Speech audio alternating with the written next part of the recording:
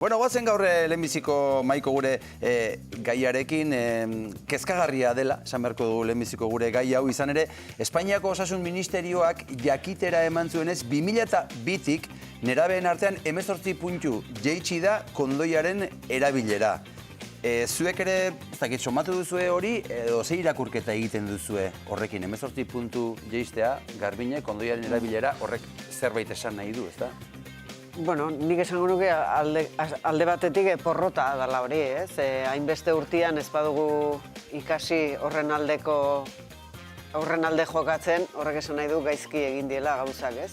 Eta oso gaizki egindan gauzetako bat, iruditzen zait dela, gauza hauek eskolaren eskutan ustea bakarrik. Eskolak indezake lan bat, baina uste dute batez ere etxean egin beharreko gauza dela, neraben artean, zesanik ez, baina eraberian oso zaila dela, guraso eta seme-alabain artean hortaz hitz egitea, eta ez dakiz zergatik, baina naturaltasun hortan ez deula irabazi.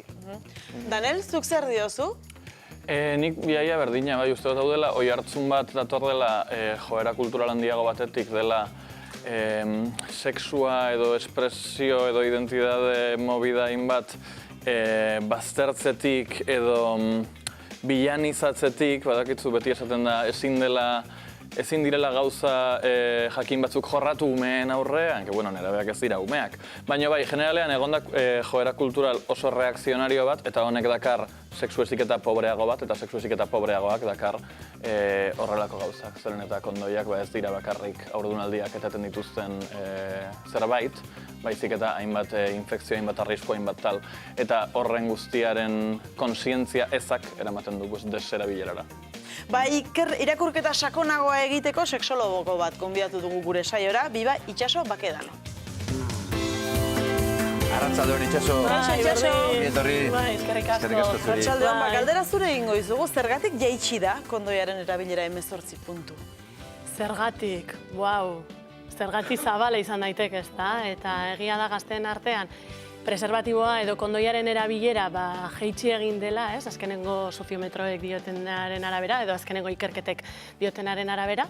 Eta bai, egia da, ez? Batzuetan uste dugulako bikote batekin, ez? Demagun ligatzen dugula, ez? Gau batean, eta norbaiten gana hurbiltzen gara, eta berarekin bukatzen dugu gaua edo dena delakoa.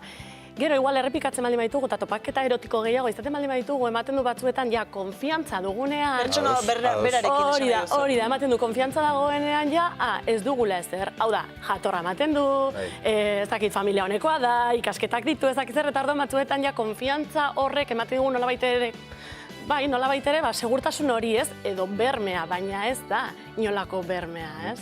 Ja, esan nahi duzu, lehenbizikoen kontrol hortan behar bada zorrotzagoa gara, baina gero soka pixkanaka askatzen eta segurtasuna pixkanaka galtzen joaten gara, ez da? Hori da. Hori izan daiteke adibide bat, gero beste hainbat adibide egon daitezke, ez? Egia da gaur egun eskurago ditugula, ez? Horrelako antisorgailuak eta, baina, ez dakit zer gertatzen den horren inguruan, baina ez dugula, ez? Horren beste erabiltzen. Gazteen artean, baina ez zain gazteen artean ere bai. Bai, kondoia erabiltzen dutenak eguneko 75 esango dut besterik ez dira. Erdia baino pixkat gehiago da, baina datuak kezkagarria dela azpimarratu dugu. Bai, egia da. Garbinek porrota hitza aipatu du adibidez, ezta? Sexu heziketaren porrota bezala, zuk ere horrela ikusten duzu, aditu bezala? Bai, egia da, ez? Gero eta kanpaina gehiago egiten direla, kondoiaren erabilera eta antisorgailuak erabili behar direla eta, baina egia da, oraindik ere, sexu hezkuntza gaur egun oso puntuala da, zerbait anekdotikoa da, eta orduan nik uste ikasgai pendiente dugula, ez? Eta sexu heziketan atzera egin dugula esan dezakegu, edo berdin mantentze hutsa bada agian atzera egitea? Pentsa gaur egun, ez? Ni eskoletara noa, familiekin, irakasleekin hitzaldiak ere emate ditut, edo formazioak eskaintzen ditut, eta elkarlanean nagoen beste sexologoekin ere, eta egia da, gaur egun egiten den sexu hezkuntza oso puntuala da. Hau da, gehienez, ikasle talde bakoitzarekin, 2 saio, 3 saio, eta hori oso gutxi da, ez?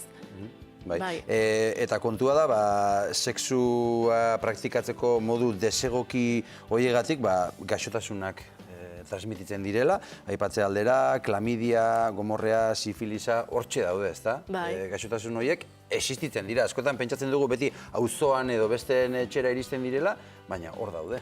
Hor daude, bai, baina egia da gaur egunez saiatzen gara edo egiten dugun sexu hezkuntza ez bakarrik miserieteatik hitz egitea, baizik eta alderdi positibo guztiak ere azpimarratzea, ez? Bestela, sexu hezkuntza egiten baldin badugu bakarrik esaten gaixotasunak daudela eta ez dakit itzalak dira, ez? Eta sexualitatearen argiak ere erakutsi behar dira, ez? Tratu ona, nola da gure gorputzarekin harremana, errespetua, ez dakit, zenbat gauza eta zenbait helburu ditu sexu hezkuntzak gaur egun. Daniel, zuk oroitzen duzu zuk jaso zenuen sexu hezkuntza eskolan, esate baterako? Bai, eta zuk diozuna gauza oso anekdotiko oso puntual bat da, beti ere heteronormarantz abiatuta izan genuen, eta erabilgarria izan zen, baina bai gelditzen da superficial. Eta horregatik galdetu nahi nizun, ea sexologiatik ikusten diozun irtenbiderik debate honi, zeren eta beti, sexu hizkuntza hitz egiterakoan amaitzen dugu pantano batean, non aipaezinak dira hainbat gai gazteen aurrean, zeren eta haien burmuintxo delikatuak eztanda egingo dute sexuaren inguruan jakitearren. Ez dakit esperientzia generala zein den, nire nera bezaroan, sexuak bazuen pixua, eta nik banegoen sexuan pentsatzen, orduan norbaitek sexua hitz egitea ez ninduen minduko hainbeste. Orduan, uste duzu badagoela irtenbiderik pentsamolde hontatik ezin dira gazteak sexura esposatu inoiz edo alik eta gutxien egin behar da? Egia da gaur egun egiten den sexu hezkuntza, ez? Aspaldikoa edo adibidez nire sexu hezkuntza izan zen ikastola batean ikasi nuen, ezta? Eta ikastolan, bai, platano bati kondoi bat jartzea, ez? Orduan, baina hori oso redukzionista da. Gaur egun egia da sexu hezkuntza egiten dugun sexologoen artean hori ez da, ez gure diskursoa, ez gure metodologia, ez? Saiatzen gara, aipatu dudan bezala nolabait ere, ikuspegi hori zabaltzea, ez? Eta ez dugu hitz egiten antisorgailuei buruz bakarrik. Ematen du sexologoen lana bakarrik dela antisorgailuei buruz hitz egitea, terapia egitea eta horri ikaslei gauza kontatzea, ez? Edo familiekin hitzaldiak ematea, baina ez da hori, ez? Nola tratatu nahi dugun, ze motatako harremanak ditugun, ez dakit, maitasunean, bikote irekiak, bikote irekitan bizi nahi dugu, polimaitasuna, ez dakit, ez? Hainbat gai eta nola baitere, hemendik ere hori dan plazaratu nahi dudana, ez? Edo, bai, kontatu nahi dizuedana. Batzuetan dugula oso begirada txikia, ez? Eta asko zabalagoa den gai bat da, eta noski sexu hezkuntza egin behar da. Ez dakit erantzun dizudan guztiz, baina importantea da nola ere, ez? Nola egiten dugun sexu hezkuntza hori. Bai etxean, barkatu, bai etxean eta ikastetxeetan, baina egia da, zoritxarrez gaur egun ikasle eta egoten naizen gazteen artean gehiena, edo izaten duten informazio gehiena izaten da kalean edo lagun artean, ez? Hitz egiten duten hori. Hau da, gaur egun oraindik ere etxean ez dugu sexualitateari buruz hitz egiten, ez dugu lankideekin sexualitateari buruz, ez dakit, modu naturalean hitz egiten, ez? Eta eskoletan gutxiago ere. Bai, aipatu dugu nola kondoiaren erabilera jetxi egin den, bera egin duten datuek.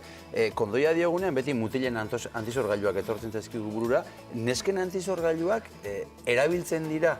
Ze merkatuan badaude. Badaude. Erabiltzen dira? Egia da, kondoiari buruz hitz egiten dugunean, ez, ematen du bakarrik kondoia, hau da, kanpoko kondoia, ez, normalean, zakila duten pertsonek erabiltzen duten hori, ez, baina emakumentzako edo barruko kondoia deitzen dena ere, hori ere kondoia da. Hori ere kondoia da, noski, eta beste antisorgailua da. Zer gertatzen da antisorgailu honekin, askoz garestiagoa dela, askoz garestiagoa, bai, ez dago horren eskura. Benetan, uste dut ez dudala inoiz ikusi, esan nahi dut, emakumeen kondoirik. Bai, nahiko antzekoa da, pixkat handiagoa. Pantailan, baina ez aurre. Esango nuke, emakumeentzako baino alua duten pertsonentzako, ez? Gaur egun ere hor ditugu gazte eta heldu transexualak eta ez. Tarduan, aluan besterik gabe sartzen da, kanpoko kondoia edo zakian jartzen den kondoia bezala, ez? Eta latez egina dago, eta esan dut, nahiko ez da igual horren ezaguna, ez da? Baina, erabiltzen dare bai, baina garestiagoa dela, eta orduan, normalean oparitzen dituzten, zerrakit jaietan, edo oparitzen dituzten kondoiak horiek dira, ez? Baina egia da beti honekin ere, beti ari garela, ematen du penetrazioari buruz, harreman heterosexualak izan behar direla, eta orduan saiatzen gara, eta horregatik nahi nahiko, ez dakit, pelma igual izan daiteke honekin, ez? Baina nola hortik ere atera gaitezke, eta horregatik egiten dugu sexu hezkuntza hain zuzen ere. Gaur egun belaunaldi berriak jakina da ligatu harremantzeko modua sare sozialen bidez egiten dutela. Horrek badauka loturarik orain hitz egiten ari garen honekin? Ba, esango nuke baietz. Egia da, sexualitateari buruz hitz egiten dugunean ezin dugu dena, ez? Orokortasun batean hitz egin, zait gauzak puntualak dira, eta harremanak ere individualak dira, eta esan nahi dut ezin dugula, ez? Hola, datu potolorik atera, ze, bueno, anistasuna dago, esango nuke honen inguruan, ez da? Eta egia da, bai, gaur egun internet bidez, ez, ligatzen dugula, eta egia da, hor daude datuak, gazteak eta zain gazteak, baina Tinder adibidez, ez, aplikazio ohikoa da, eta askok erabiltzen dute. Zer gertatzen da, aplikazio horiekin igual bai, erreza da, ez, norbaitekin konektatzea, edo norbaitekin topaketa erotiko bat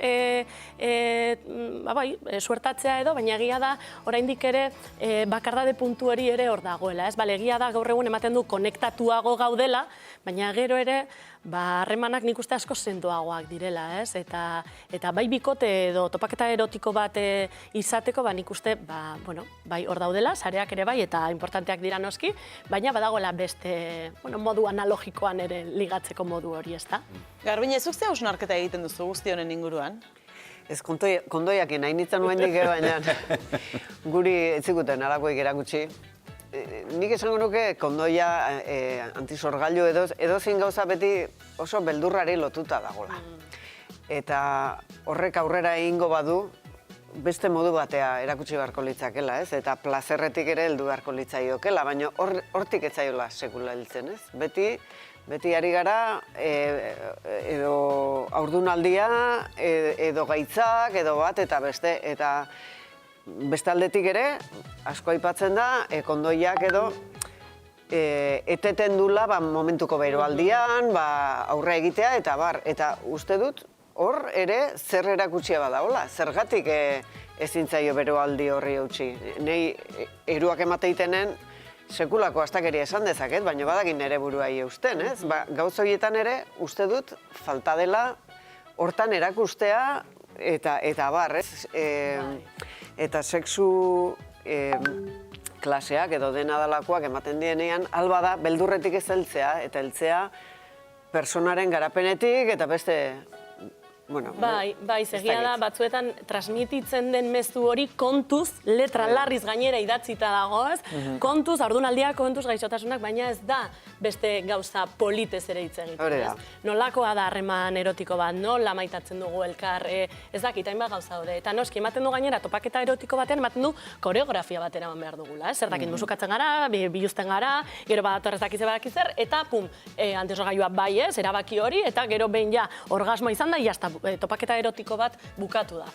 Ni pixka zirikatzailea naiz eta esango dut, eta zergatik ez gara, zergatik biluzten gara, eta gero berriz ere jartzen dugu arropa, eta berriz ere biluztu esan nahi dut, topaketa erotiko batek ez du koreografia bat segitu behar, ez? Hau da, hasi dezakegun zerbait da, eta gero moztu, eta gero jarraitu, eta agian doministikoa dator, edo bola igotzen zaigu, edo ez dakit, ez? Egunerokoan topatzen ditugun, errealitateak, ez? Baina ematen du, sexualitatean, eman behar duela, edo irudi hori izan behar duela perfektua edo egokia, eta ez delako naturala, eta ez delako horrela, ez, gehienetan.